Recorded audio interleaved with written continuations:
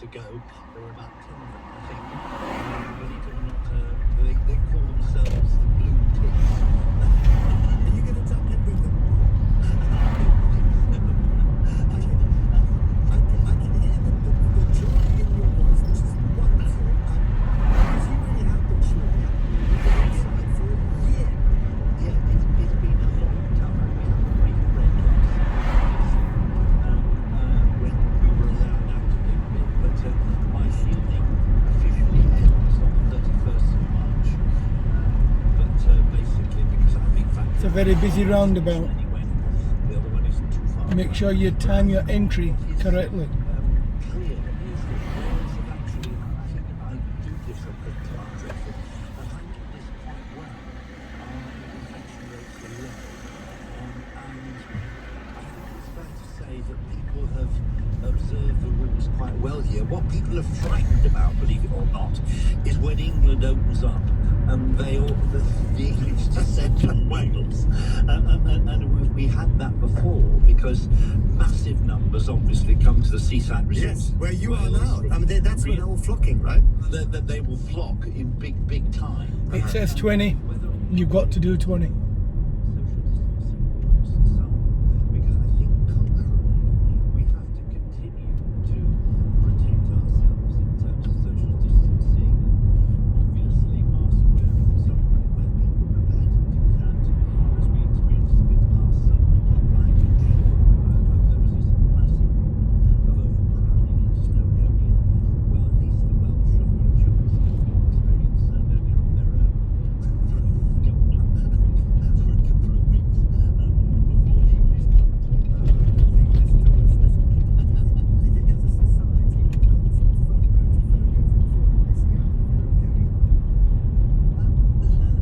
it or not, I think my wife sometimes has been a bit fear of going out. Certainly there's this sense of being afraid of going into shops and things and so on still. And I think that may still be around. I think when I talk to older people particularly, they seem very cautious about the restrictions being lifted. And it is fair to say, I think that they will probably want some reassurance that it's safe, inverted commas, before they actually do go out.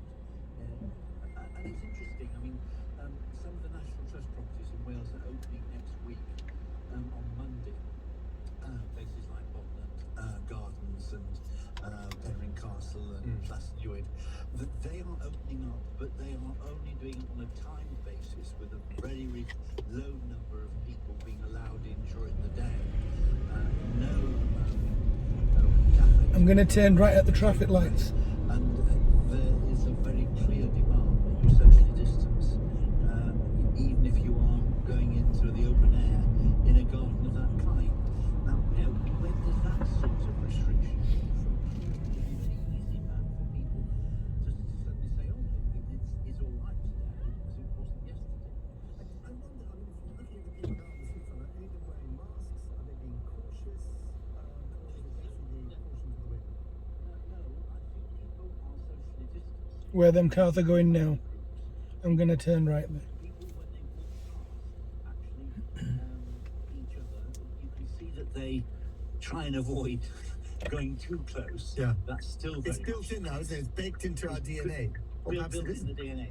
Yeah, I mean, actually, I see people when they go up to the kiosk here to buy food. Obviously, they put on their mask. They're ready.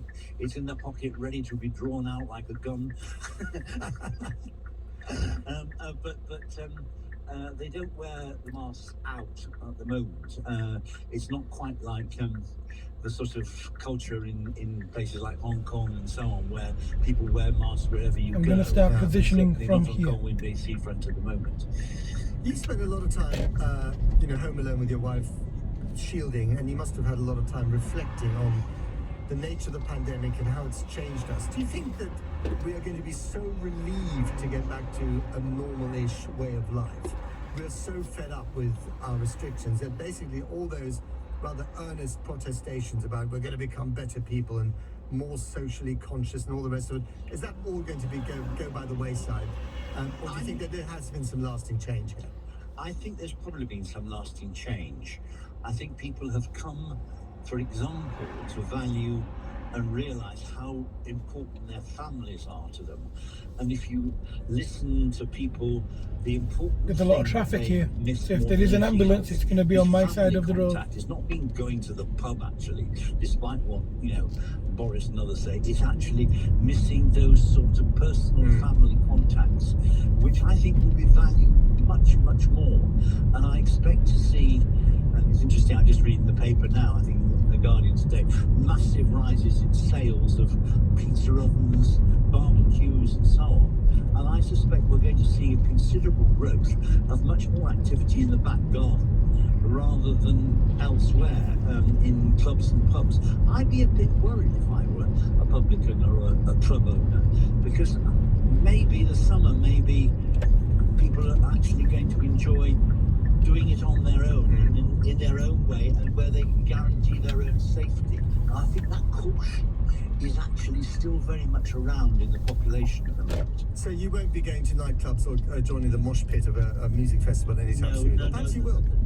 The most I will manage is Chester Cathedral on Easter Sunday, where they're allowing 100 in a building that seats 800. Okay. Bishop Stephen Lowe, thank you very much, and congratulations on your breakout to freedom. Cautious though it may be, thank you very much again for coming on the programme. Bishop Stephen Lowe there, former advisor to the Archbishop of Canterbury, today on the seafront in Coleman Bay. And next we speak to the nephew of Alan Turing to reflect on his uncle's life and legacy. I'm Matt Fry, this is LBC, the time is 11:49. Weekends at LBC with Andrew Castle. Sir Christopher Chope is with me, Conservative MP for Christchurch. You must have voted in the police crime sentencing in courts bill. I supported that bill. Well, doesn't that seek to crack down on protests if they're a nuisance or noisy or otherwise annoying? It does seek to crack down on them, but what it doesn't do is actually have an outright ban on them. Well, we can't have a show of jazz hands in a protest. That's not going to happen. Andrew Castle, tomorrow morning from 7, LBC. Jamal Khashoggi, prominent Saudi journalist, has gone missing after visiting his country's consulate in Istanbul. From the Oscar-winning director of Icarus comes the explosive, BAFTA-nominated documentary The king firmly denies any knowledge of it. about the crime that shook the world. Saudi Arabia now suddenly there's admitting that Khashoggi did die inside that building. I just received this. There's a team is going to kill you soon. The Dissident, available on Amazon Prime Video from April 1st. Visit thedissident.film to find out more. At Lidl, they're big on Easter, big on big brands like Maltesers or Galaxy eggs from £2.79, or finding your favourite flavour with a large Smarties orange egg, also £2.79, all from the Retail Industry Awards Supermarket of the Year. Now that's big on quality and always little on price. Subject to availability, selected stores excludes NI. Whether you run a very small business or are self-employed, you're probably doing more online than ever before. But you're not the only ones. Cyber criminals target even the smallest of businesses. Thankfully, you don't need to be an IT expert to stay protected. Just go to cyberaware.gov.uk to get your customised cyber action plan, a practical range of steps that will help protect your livelihood. Protect your business at cyberaware.gov.uk. It could be a family syndicate. It could be somebody's birthday. It's their lucky numbers. It could be you. Don't miss tonight's Lotto Triple Roll. Play on app, online, and in store. Lotto from the National Lottery. Your numbers make amazing happen. Account terms, rules, and procedures apply. Players must be 16 or over. Life's going to start getting a lot busier soon, so wearing a mask or covering has never been more important. That's why Trusted PPE have introduced a 20% discount to continue to help stop the spread. Order before 4 p.m. weekdays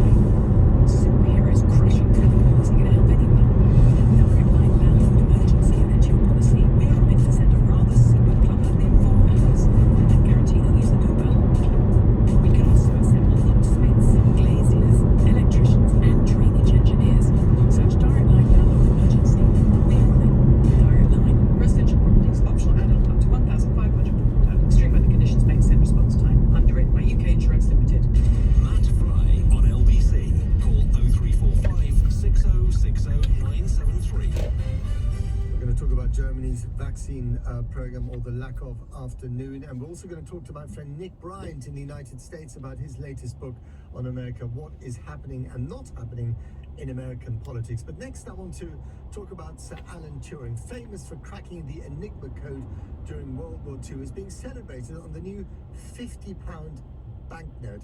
This is what the Bank of England Governor Andrew Bailey had to say about it. Of course, the thing that Turing is best known for is his work in the Second World War and the Enigma code cracking and the so-called British bomb machine. And you've got the code from that, so it's really packed in a very nice design. Yeah, the huge contribution that Turing made is an important statement on diversity. He was a gay man, treated appallingly at this time. Obviously, it was illegal. And I think it is a very strong statement on diversity. Alan Turing is an important figure, is a massively important figure in science and mathematics, and it's very important also for the diversity as a gay man. Of course, the tragedy was that he took his own life, and it is a very, very sad backstory to what was a remarkable life and remarkable achievements. Now, Sir Turing is the author of X, Y, and Z, the real story of how Enigma was broken, and has a new book out soon called Reflections of Alan Turing, a relative story. Relative being the operative word because, as you may have guessed, he shares the same surname because he's the nephew of Alan Turing. Good morning, Sir Dermot. Morning. Good to speak to you. So, what, to those of our listeners who don't know enough about Alan Turing, what are the three most essential things they need to know about him? Well, the governor obviously mentioned the code breaking in World War II. Make sure you're within your lane. That people who've heard of Alan Turing are very familiar with that whole side. And make sure you turn your entry onto the roundabout.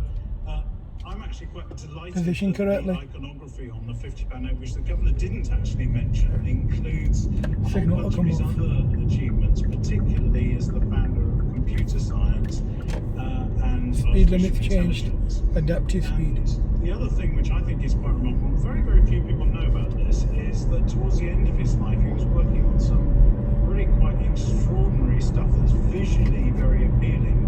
And that's all about how patterns form in plants and animals, how things actually, biological things actually take shape. And it's really exciting. He was able to model that with his mathematical skills. So there's an awful lot more to Alan Turing that we really don't know about. And it tends to get, I think, a bit buried under this narrative that it's not completely wrong, but I think it sort of kind of diminishes him a bit, which means that, oh yeah, that's the gay code breaker that committed suicide. I think he would have hated it if we'd sort of encapsulated him in that horrid little phrase. And there's so much more that's exciting and interesting about him that we can discover. I mean, you make him sound, and he was, by all accounts, almost a genius, wasn't he? I mean, he was able to turn his attention and his brain to so many different areas, and in each one of them make a difference, because he was, not just breaking the famous code, but breaking all sorts of other codes. What kind of a mind is that?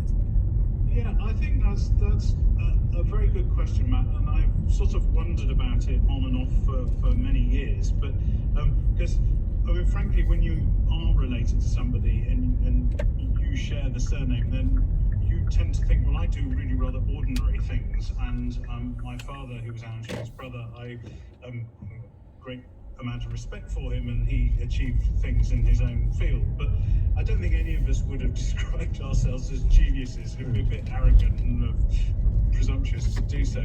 But yet we've got genes in common. So what is it that made him different? And I think that when I looked into Alan Turing's background, I find that the ideas didn't just come out of sort of thin air. They didn't, descend on him from the ether. I found that in most of the times, what he was doing was he was having interesting conversations with people and picking up nuggets from those conversations and then just pushing them a bit further than most of us would have thought to go.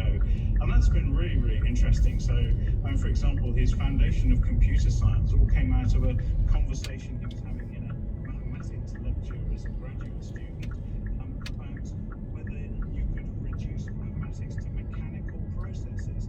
And, he just took that idea and just ran with it. It was quite extraordinary.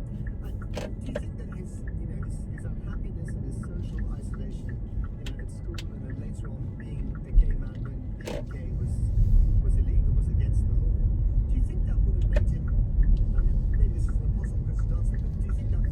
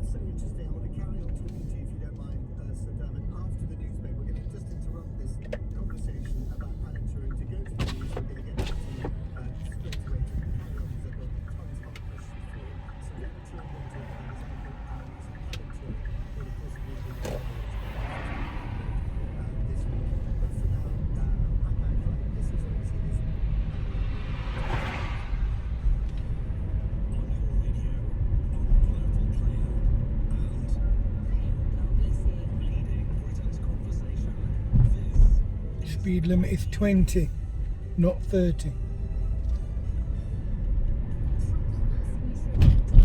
There you are, you can see it on the left.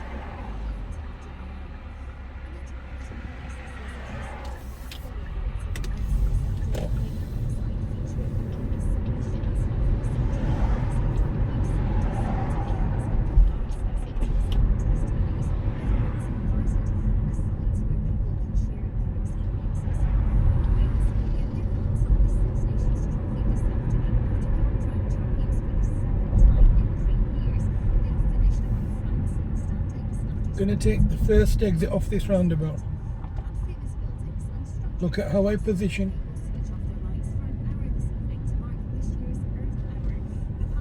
This is the first exit, where this jogger's about to cross.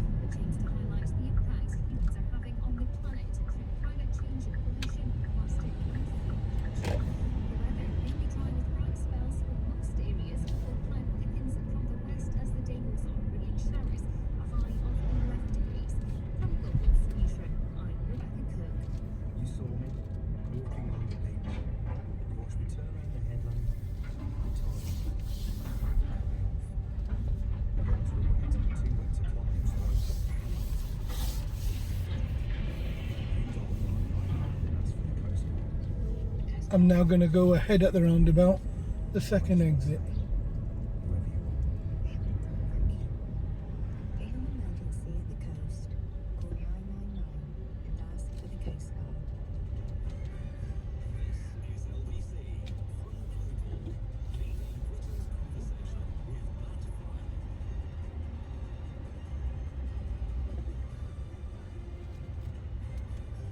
We were talking about Germany a little bit later in the program. We'll be live in the United States with Nick Ryan talking about his new book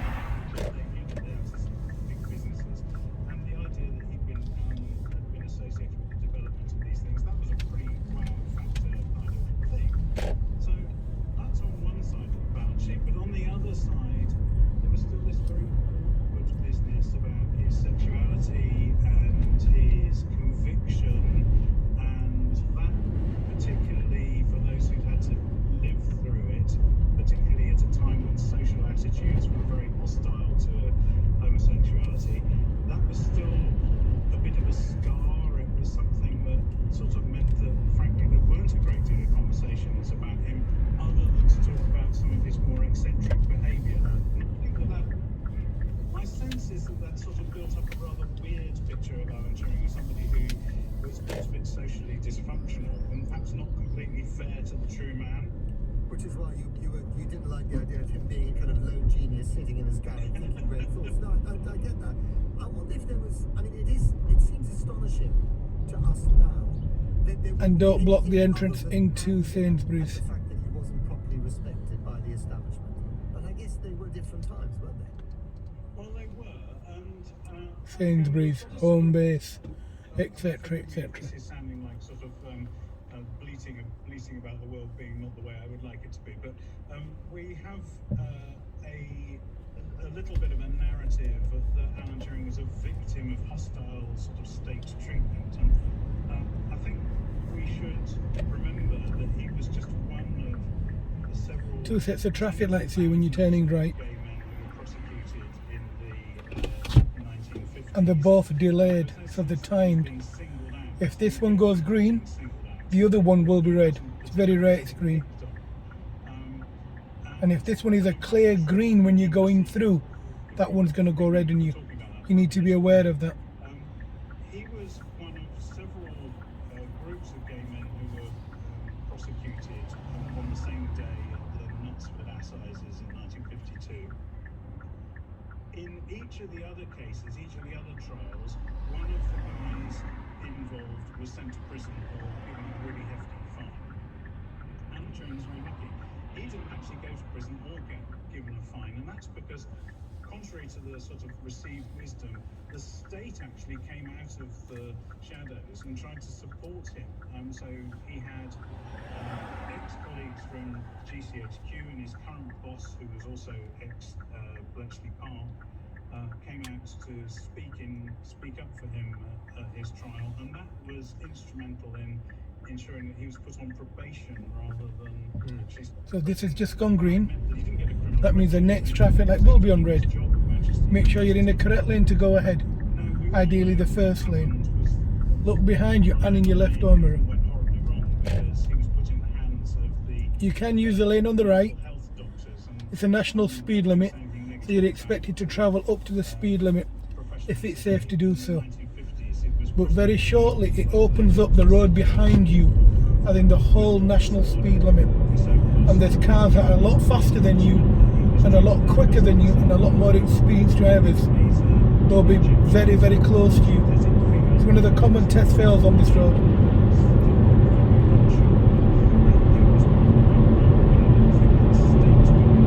I mean, I'm doing just short of 70 miles an hour and the BMW in front of me, it's travelling at a very comfortable pace.